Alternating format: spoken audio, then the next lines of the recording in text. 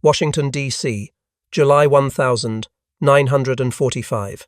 In the oak-paneled room of the War Department, the desk lamp reflected off a red-stamped dossier. Tinian status report. Little boy ready. General George C. Marshall looked up slightly from the cover page, his eyes settling on the final line. The report was signed by someone else. Not him, even though he was the Chief of Staff of the United States Army, commanding over 8 million troops across all theaters of war.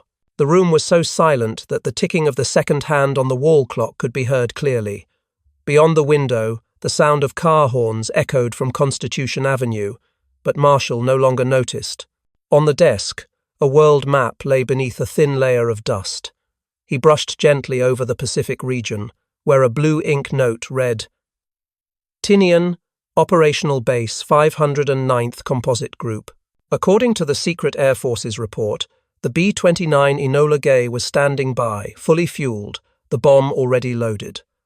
According to the Army Air Force's Operations Summary, July 1945, all components are ready for deployment. Everything was at the threshold of readiness except him, the man who had overseen the entire project since it was just a rough concept in a meeting room back in 1942. Light reflected off the silver badge pinned to his lapel. Beneath that, Army insignia were years of combat, decisions that had changed the course of war. But this time, the power to decide was not in his hands. The Manhattan Project, with 130,000 personnel and 37 research facilities stretching from Oak Ridge to Hanford, was born within the Army, and he had signed off on its first budget. Now, with the first bomb about to leave the base, the decision rested with a group of 12 people in the White House, mostly politicians and civilian scientists. Marshall closed the dossier and set his pencil on the edge of the desk. A light breeze slipped through the door crack, stirring the curtain. He recalled the June meeting, when Secretary of War Henry Stimson had demanded absolute secrecy, even within the Army itself. At the time, he had remained silent. Now, that silence returned like a quiet verdict. In his journal, he once wrote, "Security has become a weapon by itself. Indeed, the very security system established by the Manhattan Project had neutralized even his command authority. Each technical report was classified into 5 access levels, submitted directly to the President and the Secretary of War. Groves, his subordinate in military rank, reported upward, bypassing him, straight to Stimson. A semi-independent network had formed within the Army itself, and he, though its head, was outside its borders. Marshall leaned back in his chair. Outside in the hallway, the guard's footsteps echoed steadily, and the wall clock struck 9 p.m. The door creaked open. An officer entered with a tray of coffee, placed it gently on the desk, then exited without a word. In the room awash with yellow lamplight, he looked at the steaming cup, his eyes reflecting the cold light. He was no longer reading the report. He was only listening to the slow rhythm of his heartbeat and the soft rustle of papers as the wind flipped a page. A note in the appendix of the report made him pause. Delivery authorization pending direct order from the President. The authority to order the bombing, the final step in the entire operation, had been transferred away from the military. According to records filed under War Department Directive 24 July 1945, all decisions regarding the use of nuclear weapons required President Truman's direct approval, bypassing the Joint Chiefs of Staff. Marshall understood what that meant. Power had changed form. The war had shifted from military to political. He once believed his duty was to end the war at all costs, but this weapon no longer belonged to at all costs. It lay outside the realm of tactics, beyond the logic of war itself. A strong gust of wind swept through the room, the curtain slammed against the wall, and a sheet of paper flew up from the desk. He reached to catch it and saw the italicized line, target options, Hiroshima, Kokura, Niigata, Nagasaki. Each name, a city full of civilians. He closed his eyes for a moment. The light from the lamp glared off his forehead, then vanished as he softly pulled the switch. The room sank into darkness, leaving only a faint glow from the hallway. According to the U.S. Army Historical Division Report 1946, Marshall was not present at any meetings discussing the targets or timing of the bombing. When asked after the war, he gave a brief reply. "I did my duty. Others did theirs." Outside, the clock turned to 10 p.m. The window cracked open to reveal the night sky over Washington. Marshall rose, gazing down at the square where floodlights illuminated the statue of Lincoln. He whispered something, his voice lost in the wind, then disappeared. And in that silence, history shifted. The light mankind was about to create would be brighter than any in this city. In March 1942, inside the White House office, President Franklin D. Roosevelt signed a brief directive assigning full supervisory authority over the nuclear project to the War Department. From that moment, the wartime power structure of the United States was reconfigured. Roosevelt believed that in a life-or-death technological race, only the military could ensure discipline and progress. But this very decision laid the foundation for a paradox. The largest military project in history was born in the hands of generals, yet ended with the decision of a politician. According to the War Department Memorandum 1942, Secretary of War Henry L. Stimson and Chairman of the National Defense Research Committee Vannevar Bush were tasked with coordinating between the scientific community and the military.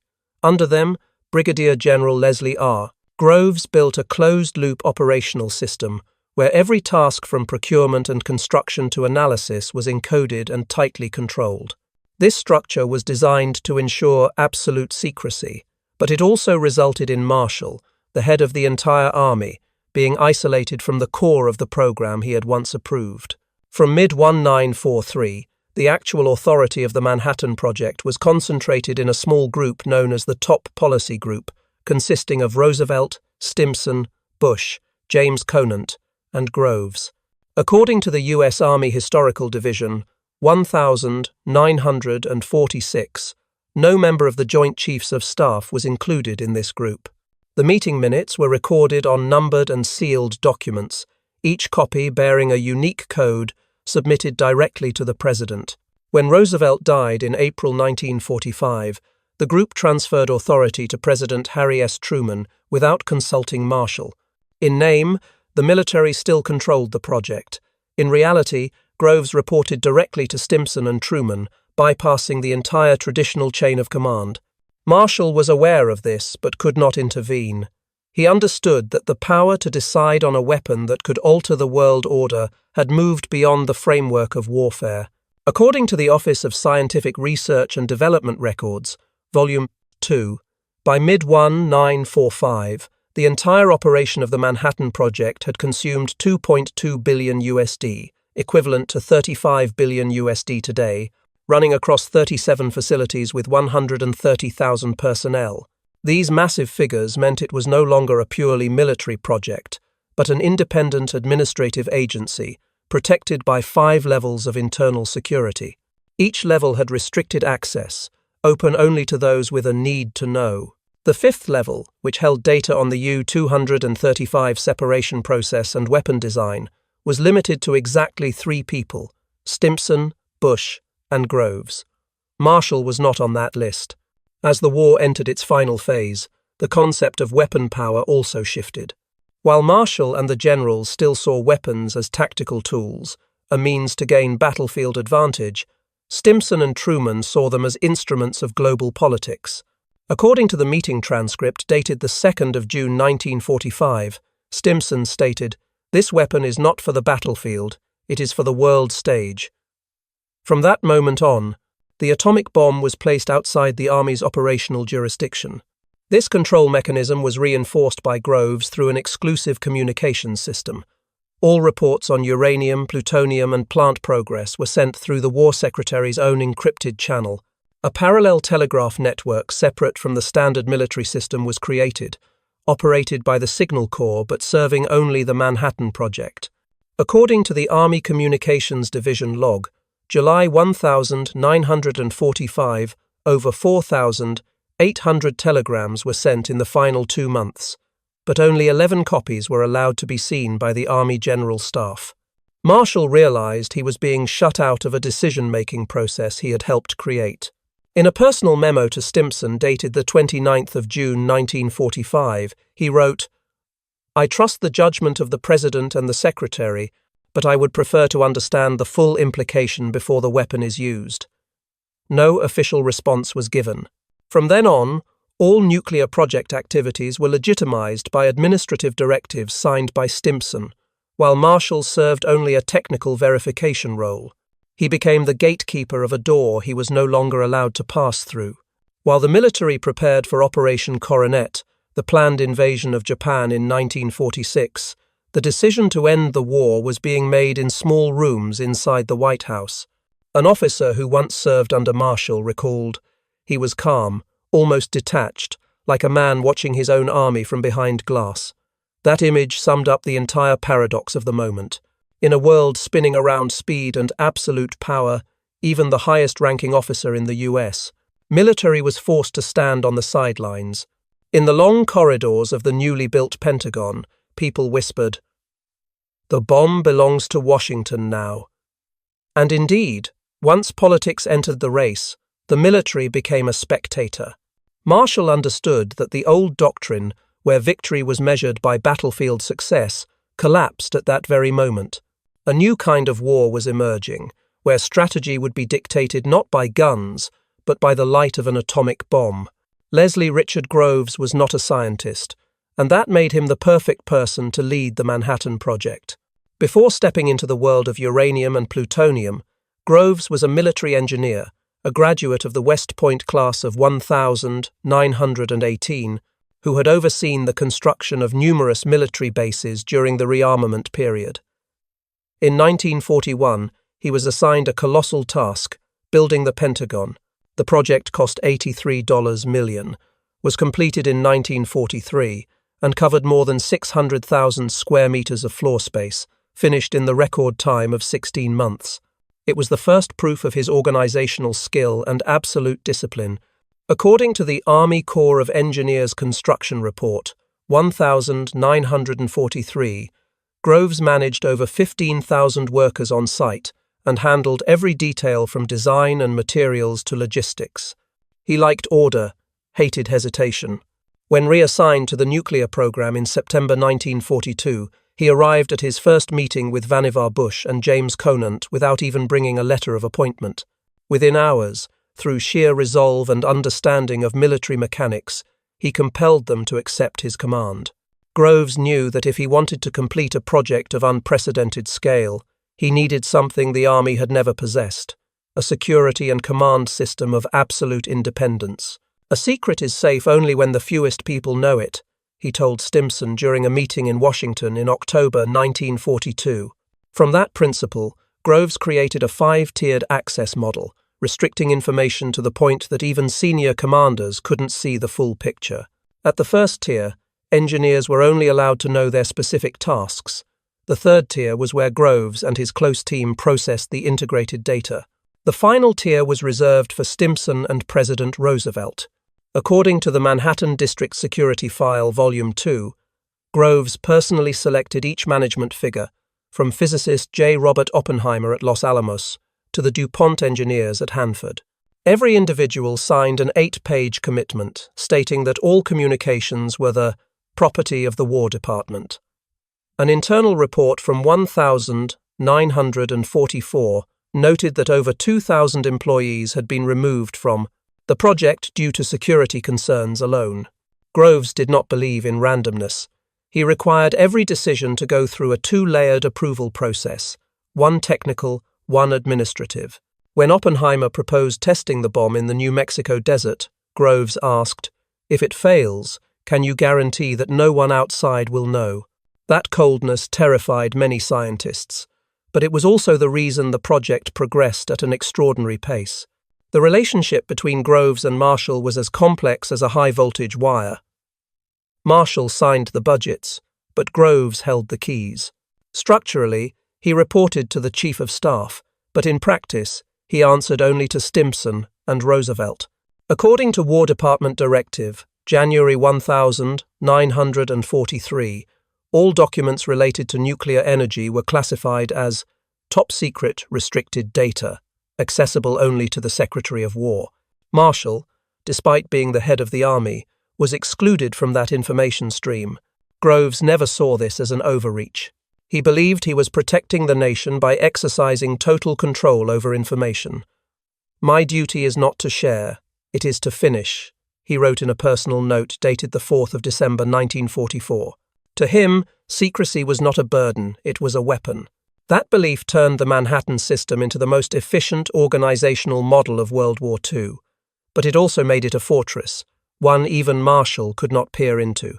At Los Alamos, where theoretical chain reaction experiments were conducted, Groves made regular monthly visits. He didn't care about formulas or equations, he looked at quantities, output, timelines. According to Los Alamos Progress Report, March 1945, Groves required every research team to submit a detailed update every 48 hours, and he read every report overnight. A young engineer recalled, "He moved through the lab like a man who already knew the answer." By mid-1945, when the facilities at Oak Ridge, Hanford, and Los Alamos were all fully operational, Groves held power equal to the entire war machine. But to Marshall, he was still a subordinate.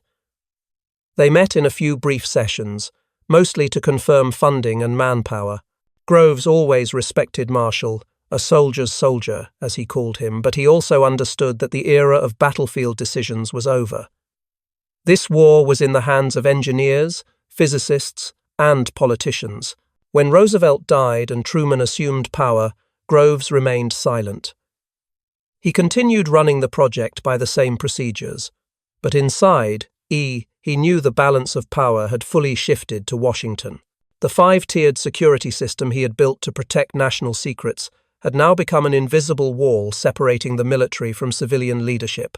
An officer once said, "Groves built the bomb like he built the Pentagon, out of concrete, secrecy, and fear."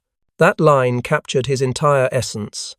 In Groves's world, loyalty was measured by silence, and success was not defined by the explosion, but by the fact that no one knew what was really happening.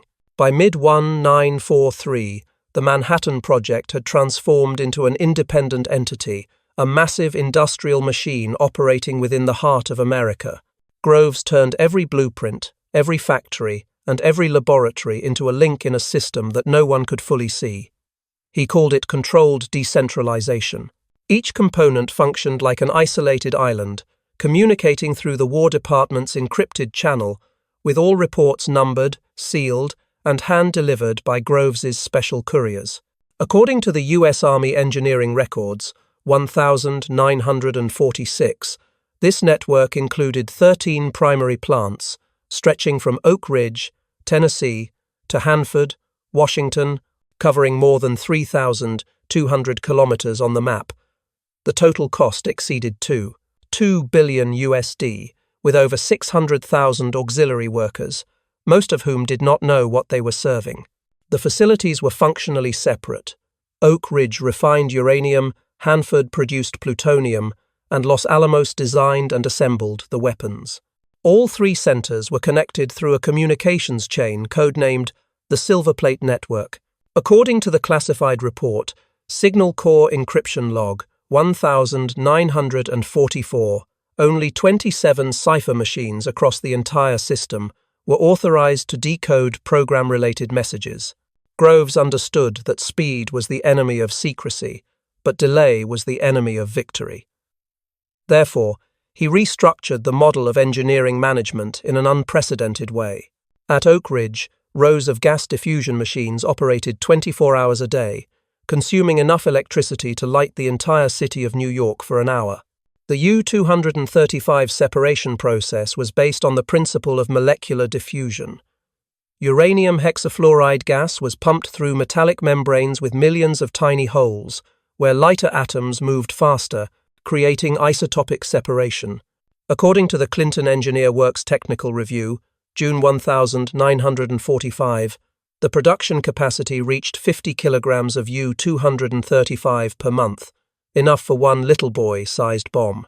In Hanford, Washington, DuPont constructed the world's first plutonium production facility, using 3 massive nuclear reactors named B, D, and F, each over 12 meters tall, containing 2,004 uranium rods and 5,000 tons of lead-shielded steel. When Reactor B went online in September 1944, the core temperature spiked to 370 degrees Celsius, forcing engineers to activate the cooling system overnight.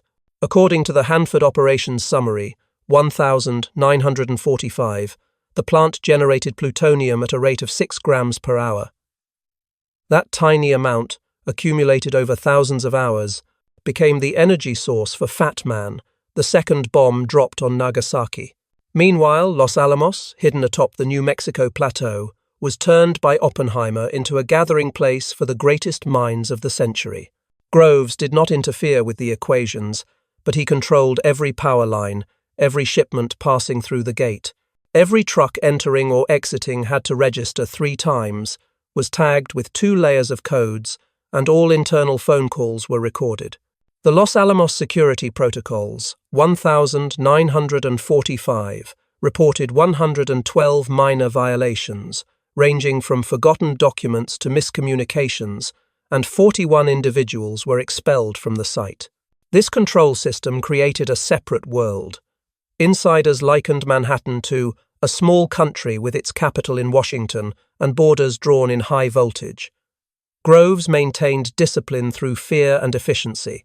He met with technical directors weekly, and every number, from production rates to steel consumption, was read aloud in a locked room. An engineer at Oak Ridge recalled, "When Groves entered the room, even the machinery seemed to stop breathing." Technically, this project surpassed any military construction ever undertaken, but structurally, it completely defied conventional command doctrine. All of Groves's reports bypassed the Army and were sent directly to Stimson, sometimes straight to Roosevelt. Marshall, though nominally superior, was not part of that information chain. According to the War Department Chain of Command chart 1945, the Manhattan District reported outside the General Staff structure. This paradox made the project both a part of the Army and beyond its authority. Groves created a weapon not only of energy, but of organization. "We are building a war inside another war," he told Stimson in early 1945. Every layer of security, every gate of control, OL was a brick in the invisible wall, separating industrial power from military command. That was the price to maintain speed and absolute secrecy. As the Trinity test neared, this industrial network had become so refined that it was nearly self-operating. Groves no longer needed to issue detailed orders. The system functioned by reflex. Every reactor, every diffusion plant, every laboratory sent data to Washington through its own encrypted channel. In the U.S. Army Signal Intelligence Summary, July 1945, there was a short annotation. All nodes functioned within the designed security perimeter. From a technical perspective, it was the pinnacle of organizational capacity. From a human perspective, it was total isolation. Hundreds of thousands of people worked in the same war, but no one knew what they were building. Groves called it necessary blindness. Marshall, in Washington, called it something else, the invisible war. And in that invisible war, true power lay not in fire and smoke, but in the fact that one man could make an entire nation operate without anyone knowing what they were serving. In the early morning of the 16th of July 1945, the Alamogordo Desert in New Mexico lay in silence. Dry winds swept across the cracked earth, and metal towers loomed in the darkness. At the center stood a spherical steel device, weighing 4.6 tons, mounted atop a 30-meter tower. Its code name, Gadget. According to the Los Alamos Test Operations Log, July 1945, the entire test area was sealed off within a 160 kilometers radius, with more than 425 observers and 52 measuring instruments. No one outside of Groves, Stimson, Oppenheimer, Bush, and Conant was allowed access to the full report. 3:29 a.m. Groves stood in the command bunker, gripping a pair of binoculars tightly. Oppenheimer leaned over the control panel, his voice hoarse. "It's time." The wiring system was activated, and the small signal lights turned from red to green. According to the Trinity Field Report, the 16th of July 1945. The reaction core temperature reached 10 million degrees Celsius in less than 0.0001 seconds, releasing energy equivalent to 21 kilotons of TNT. A fireball erupted, forming a 600-meter-wide sphere of light that rose into the sky, curling into a mushroom cloud over 12 kilometers high. The ground trembled like waves. Hundreds of windows shattered in the town of Socorro, 56 kilometers away. Groves said nothing in the first few moments. He turned to his assistant and whispered, "Now we are all sons of something else." In Washington, more than 3,000 kilometers away, General Marshall was awakened by a duty officer. On his desk, a telegram from Alamogordo had just arrived. The brief message read, "Test successful. Visual magnitude exceeds expectation. No details, no images." Marshall read it several times, then folded the paper and wrote in his personal journal, "The war just changed form. Oh." According to the War Department communication log, July 1945, the telegram took 3 minutes and 47 seconds to decrypt in Washington. Only Secretary Stimson and President Truman were notified simultaneously. Marshall was not on the direct recipient list. He knew this, but did not request additional information. From his Pentagon office, he looked out the window and saw the eastern sky beginning to brighten. At Alamogordo, the ground had turned to glass. A layer of green sand had melted into a strange material later called trinitite. According to the U.S. Geological Survey Report 1952, the blast's impact zone spanned 1,100 meters, with energy sufficient to vaporize the entire test tower. Shockwave pressure reached 5 pounds per square inches at a distance of 16 kilometers, enough to collapse a concrete building. As the explosion faded, Oppenheimer muttered a line from the Bhagavad Gita, "Now I am become death, the destroyer of worlds." Groves simply replied, "It worked. That's all that matters." A few hours later, the first encrypted report was sent to Washington. The first copy arrived at the War Department at 9:45 a.m., titled Trinity Test Memo Hasson. It read, "Yield consistent with full detonation. Containment satisfactory. Recommend immediate briefing for presidential directive." Marshall reviewed the summary without comment. He ordered the file to be stored in safe number 7, second floor of the War Department. Inside the closed room, yellow light illuminated the metal desk. A small map marked Alamogordo's location in red ink. Marshall sat still, his hand resting on a pen case. He understood that from that moment on, war had changed its nature. According to the Joint Chiefs Conference minutes, July 1945, following the test, no special meeting on the use of the new weapon was convened by the Joint Chiefs of Staff. The authority lay entirely with Truman and Stimson. Meanwhile, in Los Alamos, Groves ordered the collection of all dust samples, ash, and measuring instruments. He instructed that no photographs are to be released without my approval. Information control policy was pushed to the extreme. Technical reports were divided into 27 sections, each with different access codes. According to the Manhattan District Archive, Volume 3, no one, not even the head of the physics group, was allowed to read the entire report. The Trinity test became not only a trial of science, but a trial of power. That power no longer resided in the military, it had shifted into the hands of a small circle of political planners. In Washington, Marshall was invited to the next morning's regular meeting, where Truman announced the test results in a single sentence, "The bomb works." No one added anything. No one asked questions. That evening, as the city lit up, Marshall left his office late. He walked slowly down the long corridors of the Pentagon, listening to the echo of his footsteps on the stone floor. Each step seemed to stretch between two worlds, an old world of bullets and an emerging one where light, not guns, would determine life and death. According to the memoir of Colonel Walter Bedell Smith, one of Marshall's close aides, he stood at the window for a long time, as if observing a battlefield he no longer belonged to. Oh. In his journal, Marshall wrote nothing further after the line, "The war just changed form." But for him, that meant war had left the hands of soldiers.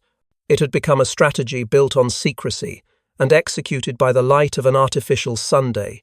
After the Trinity test, nuclear energy was no longer a hypothesis. It had become reality, and with it came the question, who would have the authority to use such a weapon? On the 17th of July 1945, while President Truman was attending the Potsdam Conference in Germany, a coded telegram was sent from Groves, confirming the experiment was successful beyond expectation. This message changed the tone of every discussion in the meeting room. According to the U.S. War Department communication log, July 1945. Immediately after receiving the telegram, Truman summoned Secretary of War Henry Stimson, Secretary of State James F. Burns, and scientific advisor James Conant. George C. Marshall was not on the list of attendees. At that time, Truman was not deeply informed about the nuclear program. He only knew what Stimson chose to tell him. The discussion lasted nearly 3 hours in a small room at the Sicilienhof Palace, where the American delegation was staying. Stimson presented a summary of the Interim Committee recommendation, which proposed using the bomb as soon as possible on a military target, but with high psychological value. Burns added, "The political effect will outweigh any military one." In the Potsdam Notes, the 18th of July 1945, there was no mention of consulting Marshall or the Joint Chiefs of Staff. In Washington, Marshall only received a copy of the final notification. He understood that he no longer held a decisive role. On the 25th of July 1945, he signed a document numbered USA Staff Directive sent to the commander of the U.S. Army Air Forces, authorizing the 509th Composite Group to deliver its special weapon as soon as weather will permit after 3 August. According to the War Department directive, the 25th of July 1945, the order was stamped "Top Secret," with the statement, "By direction and with the approval of the Secretary of War and the Chief of Staff." But the final decision, the target, the date, the method, belonged to President Truman. At Tinian, Colonel Paul W. Tibbitz's flight group began training according to the final scenario. Groves oversaw the entire process, sending daily reports to the War Department. Target locations were selected based on a list proposed by the Target Selection Committee: Hiroshima, Kokura, Niigata, and Nagasaki. The Target Committee minutes, May 1945, described Hiroshima as a city of great military value and favorable terrain for effect assessment. Marshall did not approve that list.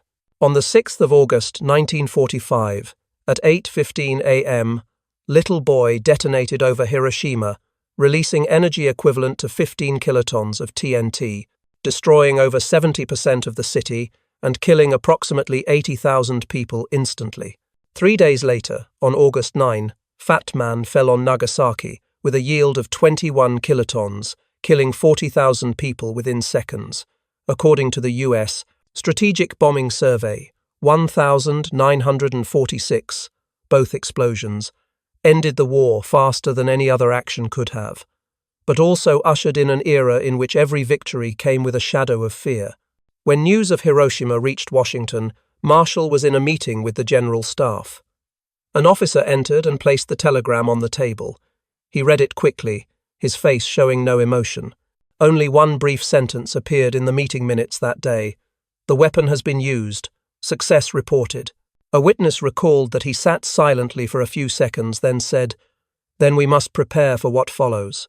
According to the Joint Chiefs records, August 1945, Marshall did not attend any meeting discussing the dropping of the second bomb. After Nagasaki, Groves reported directly to Stimson and Truman, confirming that the plutonium stockpile was still sufficient for another detonation by the end of August. Truman gave the order to stop. The authority to decide war and peace had left the hands of the military. The strategic impact of the 2 explosions went far beyond military significance. Within 10 days, Japan accepted unconditional surrender, and World War II ended. But inside Washington, a quiet restructuring of power was taking place. According to the U.S. Atomic Energy Interim Report, 1946, over 90% of national defense research was redirected towards civilian atomic energy applications. Marshall was only briefed after all decisions had already been made.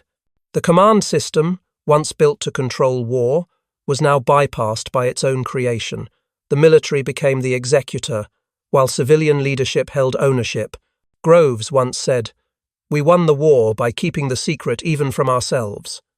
It sounded like praise, but to Marshall it signaled a new era, one where strategy no longer lay on battle maps, but in rooms without uniforms. In his 1948 memoir, Stimson wrote, "The decision was civilian, as it must be." It was his way of affirming that the atomic bomb, from the very first moment, belonged to politics, not to the military. Marshall understood this better than anyone. When asked about his feelings, he simply said, "The military does not own what it cannot control." Trinity had proven the power of science. Hiroshima and Nagasaki proved the power of politics. Between those two poles, Marshall stood in silence, the only soldier who understood that he had just witnessed the end of an era of command. In the summer of 1946, Washington was bathed in pale light. Cars moved slowly along Pennsylvania Avenue, passing the newly built headquarters of the Atomic Energy Commission. Inside, hearings stretched for hours, discussing the transfer of the entire nuclear program from military to civilian control. On the dais were the names of Stimson, Burns, and Conant. Marshall was not present. According to the Atomic Energy Commission hearings, 1946, he was never invited. After the victory, Marshall withdrew from the center of power he had been attached for 4 years. In November 1945, he wrote a private letter to Stimson. "We won because we moved first, that's all." That simple sentence carried both pride and sorrow. He understood that World War II had not ended through tactics or plans, but through the speed at which science outpaced ethics. As the rest of the world began to rebuild from the ashes, he chose silence. According to the U.S. War Department Transition Report, 1946, more than 90% of America's defense research programs were reallocated to civilian institutions, focusing on atomic energy, aeronautics, and medicine. Plants that once produced plutonium were now supplying fuel for reactors, and the engineers who had worked under Groves were reassigned to the national laboratories. For Marshall, it was a sign of a new order. Knowledge had left the battlefield and entered the laboratory. But victory also left a void. In an internal speech in May 1946, Stimson admitted, "The power we unleashed can no longer be owned by generals." He looked at Marshall, sitting silently in the second row, who nodded quietly. The two had built a massive war machine and now watched it dissolve into peacetime. Marshall knew better than anyone that the greatest danger was not the weapon, but how humans chose to use it. Groves, who once stood beside him in those early reports, was now under heavy scrutiny. In the July 1946 Senate hearings, he was required to justify expenses, personnel, and information control procedures. According to the Senate Inquiry Report, 1946, Groves was criticized for excessive secrecy and lack of coordination with the Joint Chiefs. Marshall did not speak in his defense. They were never close, but there was mutual understanding. One had built the system, the other had accepted its existence. In his later memoirs, Groves wrote, "Marshall was the only man who never asked me for secrets, because he already understood the burden of knowing." That sentence most clearly captured the difference between two generations of leadership. For Groves, victory was the ultimate goal.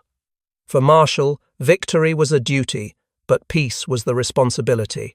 In October 1947, Marshall visited Princeton University for a memorial honoring the scientists of the Manhattan Project. From the podium, he spoke briefly.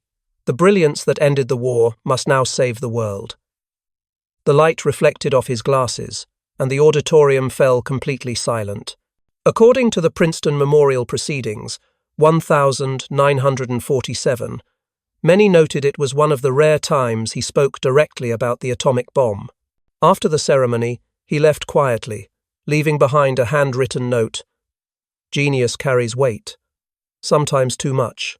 Oh, in military archives, his name is more often associated with the reconstruction of Europe than with nuclear weapons.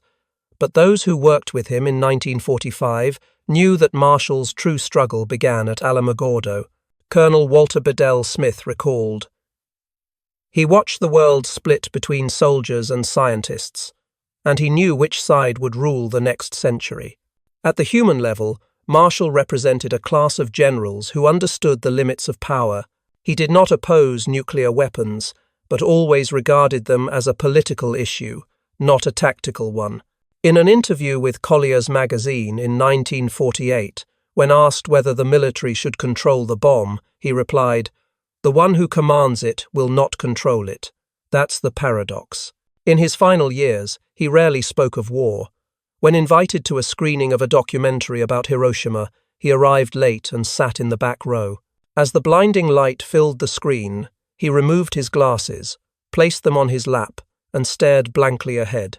The cameraman recalled that he didn't blink until the light faded. Perhaps in that light he saw not victory, but the beginning of an age where generals no longer held the scale. The image of Marshall after the war became a symbol of intellect that knew when to stop. He was not celebrated like Oppenheimer or Groves, but he left behind a deeper lesson. That the greatest human strength is the ability to relinquish power when it exceeds our control. And in that silence, he became the final witness to the moment when humanity first learned to live with the light it had created.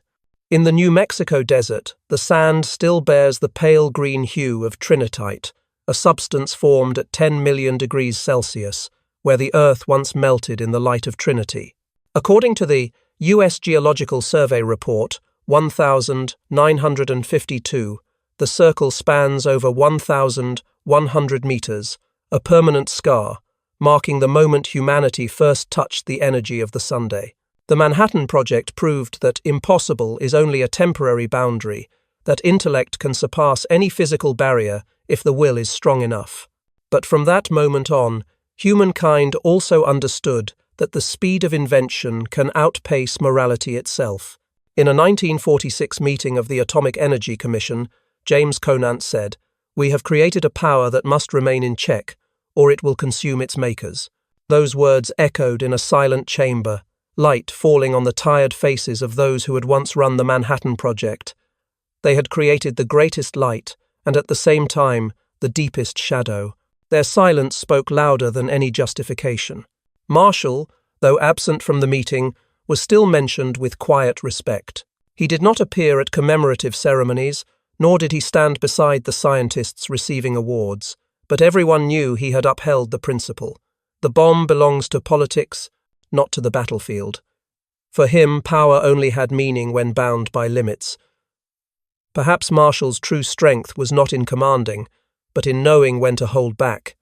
The light of Trinity became a dual symbol, triumph and warning. It was proof of brilliance, the radiance of human intellect, but also a reminder of the price of haste. According to the U.S. Atomic Energy Commission Review, 1947, within the first year after the war, more than 30 countries began researching nuclear energy, half of them for military purposes. Knowledge once kept behind locked doors at Los Alamos now spreads globally, with no border capable of containing it. In Washington, the only copy of Trinity Test Memo 1 was placed in a special archive at the War Department, sealed with red wax. On the cover was a handwritten line, "To be opened only if history forgets." The writer was identified as Marshall. Perhaps he understood that sooner or later, humanity would return to seek the answer to an old question. What did we learn from hiding that light? Groves retired in 1948, living in silence, never publicly discussing his responsibility. Oppenheimer was stripped of his security clearance in 1954. Stimson passed away, taking with him the secrets of those White House meetings. Marshall lived 7 more years, witnessing a world split in two, each side wielding the power he once helped bring into existence. When asked by the press about the nuclear age, he replied, "We built a weapon to end war, and began an age that will never end." In history, Very few decisions have been kept so secret, and even fewer people have understood the cost of that silence.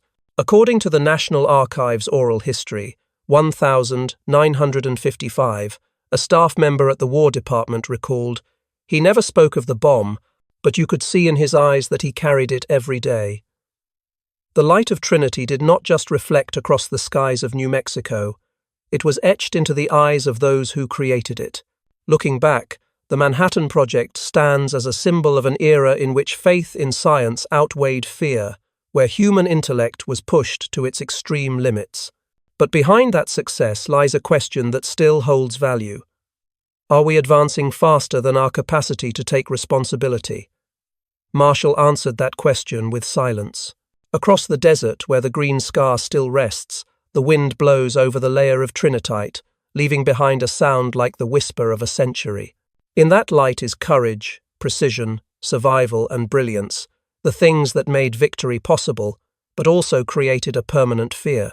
If this story made you believe in courage, precision, survival, brilliance, leave a follow and share your thoughts. Because the light of Trinity is not just a flash in history, but a reminder that humanity's greatest power does not lie in creating energy, but in knowing when to hide it.